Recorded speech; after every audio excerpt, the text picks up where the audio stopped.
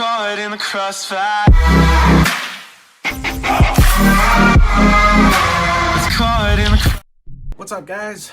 Lance the Obscure Movie Guy coming to you once again after a long hiatus, bringing you another fun-filled, fact-filled video that you probably won't care about, but we're going to do it anyways, and I feel that I need to do it. I've been on hiatus simply because life's been very busy and very brutal lately.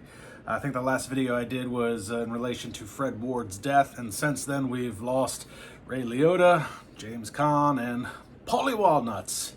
It's almost as if God's trying to put together his own personal mobster movie, and those are going to be your three lead actors. Unfortunately, I haven't been able to keep up with much of this stuff. Personal life's been a little crazy. Went on vacation. I've got some family members that are dealing with some medical issues in Florida, in Maryland, and things have just been very tough lately for me. And also been tough for my good buddies down south, even further south than I am. Louie and Junior, the mustache and the beard, they've been going through some stuff as well, so they haven't been posting as much either. So things have kind of been on a unwarranted and unwanted sabbatical, but we've kind of been forced to not do what we want to do, and some of the circumstances in which we're dealing with has left us not wanting to do anything and feeling a bit depressed. But as they say in show business, the show must go on. So some days you just gotta pull yourself up by the bootstraps and keep on keeping on. So that's what we're gonna try and do here today. I'm gonna try and bring you another video. I've actually been working on this for a while. A lot of my stuff I work on in the background. I jot down a lot of notes, and one day we'll get to a video that I'll make, but I've been working on this one for a while. I wanted to do it a while back, but I wasn't able to find stuff that I wanted to watch in relation to it, and it's going to make sense when I'm done explaining it. So let's go back in time to pre-pandemic COVID era, where somebody came up with a brilliant idea for a new streaming service that was going to be a streaming service that would offer new episodes of content every single day, much like YouTube does, new videos every day, depending on who you subscribe to. But these were going to be quality production television shows or even movies that were split up into quick bites, is what they referred to them as, and that is where they got their name. And some of you may recall, but it was a streaming service that was called Quibi, which was shrunk down from Quick Bites. And the idea was to have TV shows with episodes that were 10 minutes or less, or basically some of them would turn out to be like movies that were breaking up into many different parts. And just about everybody in Hollywood jumped on board. They really did. Production companies, Viacom, Warner, Fox, NBC, ABC, they all shoveled out I think they grew a capital of like $175 billion in capital to launch Quibi. And it was actually a really good idea. However, late 2019, COVID happens. And then we have the pandemic. And when Quibi was released in April of 2020, it did pretty well its first few weeks. The app was downloaded a lot. People were watching the shows, and then it was as promised. They offered hundreds of different shows that were all basically Quibi originals from major production companies with major actors. New episodes every day, and again, they were quick bites. Episodes were designed to be 10 minutes or less. 6 months later, Quibi basically folds. After having $175 billion in capital, they folded, and the content all got sold to Roku for a merely $100 million, which is too bad. But Roku now has all the content, and you can find most of it under Roku Originals. So if you've watched a Roku Original lately and wondered why there's 12 episodes and they're all 10 minutes or less, well, it was originally a Quibi show. And we're going to talk about 3 of those today, along with a little bit more information on Quibi and how and why I think it would have worked and why it didn't. But the first show that I want to talk about was the one that was probably the most advertised prior to the launch of Quibi. Stars Liam Hemsworth, the younger but better acting Hemsworth brother. Yeah, I said it. Fight me, Thor. And Christoph Waltz. And it was a simply titled Most Dangerous Game. Most Dangerous Game is an American action series created by Nick Santora, Josh Harmon, Scott Elder, and debuted on Quibi on April 6th in 2020. It is inspired by the 1924 short story, The Most Dangerous Game, written by Richard Connell. Dodge Tynes, played by Liam Hemsworth, is a former athlete and bankrupt real estate developer living in Detroit. After passing out from a headache, he wakes up at the hospital where 2 doctors tell him and his pregnant wife, Val, that he has an inoperable brain tumor. A nurse offers him a business card for the Tiro Fund, a company that supposedly helps those with terminal illnesses that are financially struggling. Dodge visits the Tiro Fund and meets Miles Sellers, played by Christoph Waltz, who offers him a deal. For 24 hours, Dodge will be the prey hunted by 5 hunters that will try to kill him. In exchange, he will have money wired to his bank account for every hour that he survives, with the increments growing each and every hour. Miles also explains the rules. Dodge cannot stop or pause the game once it has started. He cannot tell anyone that he is in the game, and he cannot leave the city limits.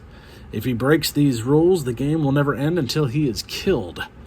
Dodge initially rejects the offer, but later decides to take it up at the promise of leaving Val and their child financially secure in the wake of his death.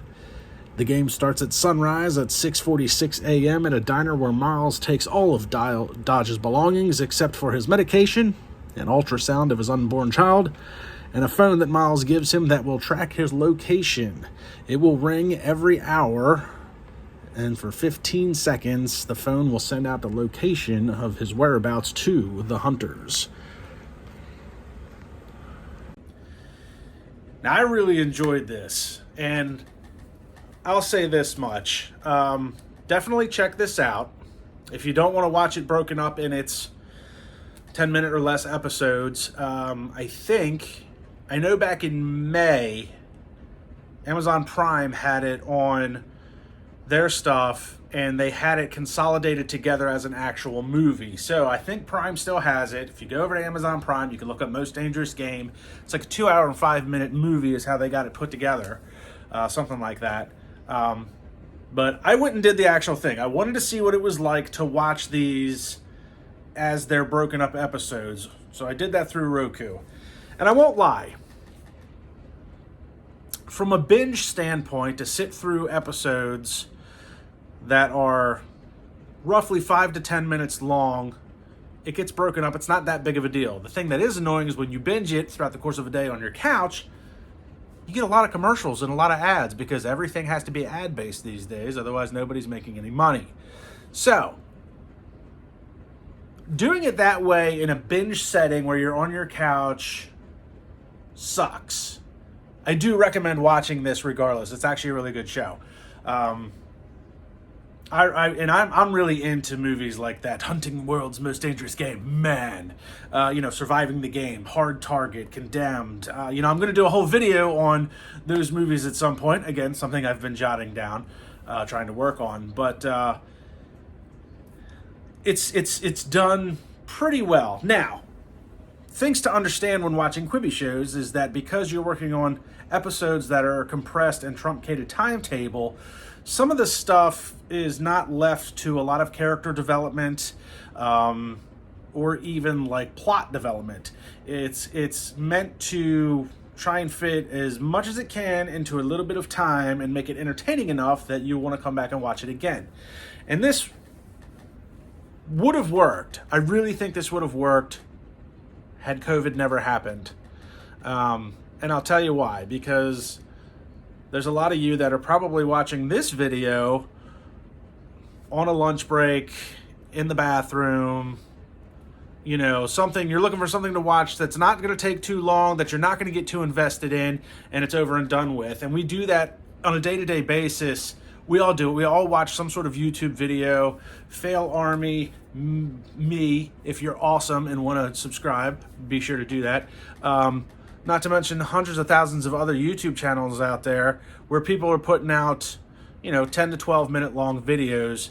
And in a corporate setting, if you're going into the office, you're going to eventually have to go to the bathroom, and you might pick up your phone and, you know what, I'm going to check out one of those Quibi shows. And you can watch an episode in 5 minutes. Hey, that was pretty good. I'll catch up with the rest of that later. You get a 10-minute break in the afternoon. I'm going to watch another episode of this. In a corporate world with a corporate setting like that, pre-COVID, Quibi, I think, would have worked. You could have watched a couple episodes on your lunch break. You watch an episode on your 10-minute break or your smoke break or whatever. You go about your day. And they released new episodes every single day. So when Most Dangerous Game came out on April 6, 2020, I think they released the first 2 episodes of that show on that day, and then released a new episode each preceding day after that. So it's kind of interesting because it gives you that, it's almost binge kind of, because you're doing an episode every single day, but you're only getting that one 5 to 10 minute episode before you go back. So it's almost like you're getting like that weekly episode from from the big 3 networks, or the big 4, I should say. And you're still kind of getting a binge type ability to watch it every single day like you would do with Netflix or Amazon Prime. So the show itself, fantastic. I like Liam Hemsworth, I really do. I do think he's a better actor than Chris. Chris is obviously better looking, women love him, blah, blah, blah, yakety schmackety. But great thing. If you can watch the film on Prime, go do it. If you want to check it out on Roku Originals, go do it. So the next one I want to talk about, obviously was actually released the same day, April 6, 2020. Stars Sophie Turner and Corey Hawkins. Simply titled Survive. Survive is an American streaming television series written by Richard Abate and Jeremy Unger that debuted on Quibi on April 6, 2020, and is based on the novel of the same name that was written by Alex Morel, published in 2012. 2 ordinary people named Jane and Paul are the only survivors of a plane crash that isolates them on top of a remote, snow-covered mountain. Soon this unlikely duo will have to find a way to get back to society, as Jane herself struggles with depression and her own personal demons, while Paul does everything to try and keep her safe and alive. Jane was a woman diagnosed with depression and PTSD and struggles to find her place at a lifehouse, a home for people who have social disorders. After leaving the lifehouse, Jane arrives at an airport on her way to see her mother and meets Paul, who is another passenger on the same plane. But with suicide on her mind, Jane boards the plane ready for departure and ready to depart this world. However, a blizzard causes the plane to crash, knocking Jane unconscious, while all the other passengers except Paul are killed. Having survived the plane crash, Jane and Paul find shelter in the ruins of the downed plane, but they argue on the merits of leaving their shelter at the top of the mountain. Climbing down the mountain, Paul and Jane find themselves in perilous situations and soon have to seek shelter inside of a snowy mountain, and will eventually face an avalanche before they can get to the bottom. So this one was really interesting to watch, and to the best of my knowledge, there is not a compiled version of it put together seamlessly to show as a movie. So if you want to watch it, the only place that I know of right now is through Roku Originals and its multi-episode breakdown. This was interesting, and I think this would have done... It's interesting enough to watch regardless. It is a bit captivating. I think if this had actually been done, even with the same cast, if this had actually been done like an actual movie where they could elaborate a little bit more on the condition in which we first meet Jane and understand why she is in the depressional state that she's in, and if they could have touched on the internal struggle a little bit more between life and death, and wanting to stay alive and wanting to kill yourself. I think this could have been a really good dramatic movie. It's fairly dramatic, and they do try to touch on some of that. The show tends to suffer a little bit under its own weight because of the subject matter itself is very heavy and difficult for a lot of people to deal with. But it's easy to sit back as somebody who watches casual TV and be like, oh, well, now she wants to stay alive. She was just trying to kill herself. What the hell? But I think there's a real internal struggle for people that have had to deal with such things. And I would like to explore that. I would have liked to have had them explore that a little bit more. But overall, Corey Hawkins does a really good job. He hasn't been acting that long. He's only been pretty prominent since 2011. Anything prior to that, he was pretty much a theater actor, which he didn't do bad at as well. So I'm not taking anything away from his theater career. But he hasn't been in the game that long, but he's done a lot of good stuff. Now, the relationship between the two characters in the show does get a little confusing for me. And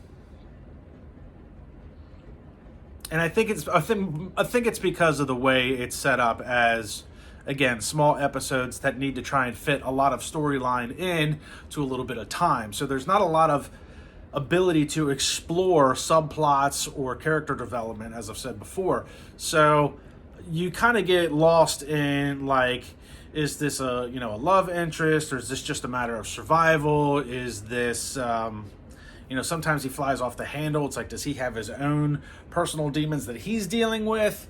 So it leaves a lot to be desired overall, but realistically, it's pretty good. And if you read the book does get to... Obviously, books are usually better than the shows or the movies to begin with, so the book does explore a lot of that in a little bit better detail than the show was able to.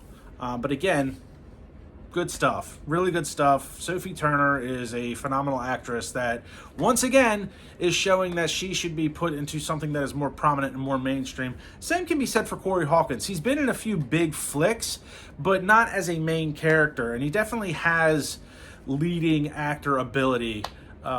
So it'd be kind of cool to see him do something that he's a little bit more mainstream and more of the focal point as well. Now, the last one I want to talk about worked really well under this platform, in my opinion. But we'll talk about it in a minute. But what I want to talk about, it's called the 50 States of Fright. 50 States of Fright is a horror anthology series that debuted on Quibi on April 6, 2020 for pre-signed up users, and then on April 13th for the general public. The series features self-contained scary stories, each located in a different state of the United States. To fit Quibi's format, each story was spread across 2 to 3 episodes.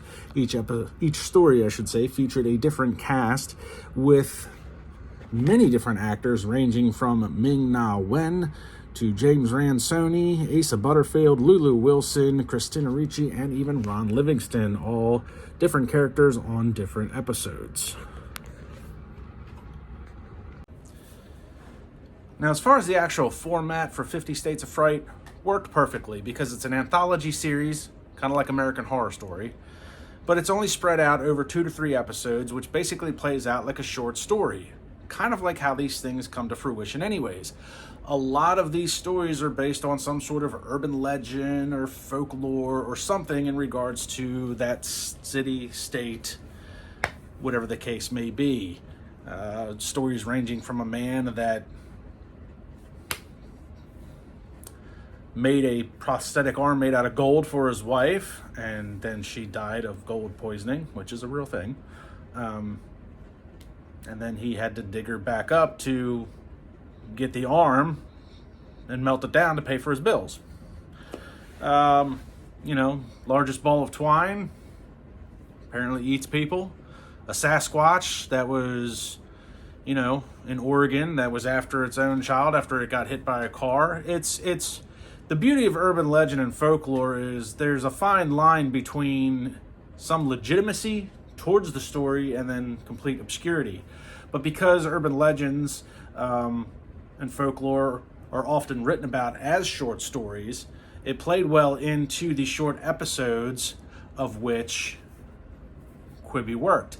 And this, coincidentally, this actually got 2 seasons before it was ever sold off. So season 1 was 14 episodes. That's the one that debuted in April 6th, 2020. And then September of that year, they had another season 2 where they continued it with different states. That got 10 episodes. And in fact, Watch Mojo actually ranked it one of the top 10 best shows coming in like October of 2020 that year. So got some legitimacy there with Watch Mojo. If you don't know what Watch Mojo is, go over to the Watch Mojo YouTube channel and check them out. They're really cool. Got a lot of information there. But yeah, I mean, this worked really well. And it's kind of nice because, again, it's easy to get wrapped up in a 5-10 minute episode. But because it's an anthology series, you're not trying to rip through all 24 episodes to get to the end. You're only going through, 2 or 3. So it worked really well. And there's a lot of other cool stuff that was available through Quibi that Roku has got.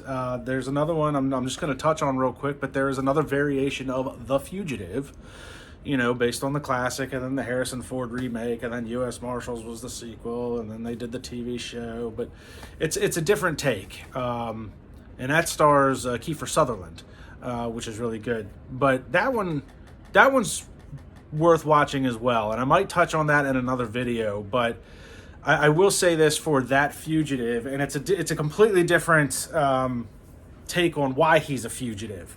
But the thing I want to touch on with that real quick, because in today's political climate and media empires, that particular fugitive for Quibi really touched on the fact of the news trying to be the first as opposed to the correct.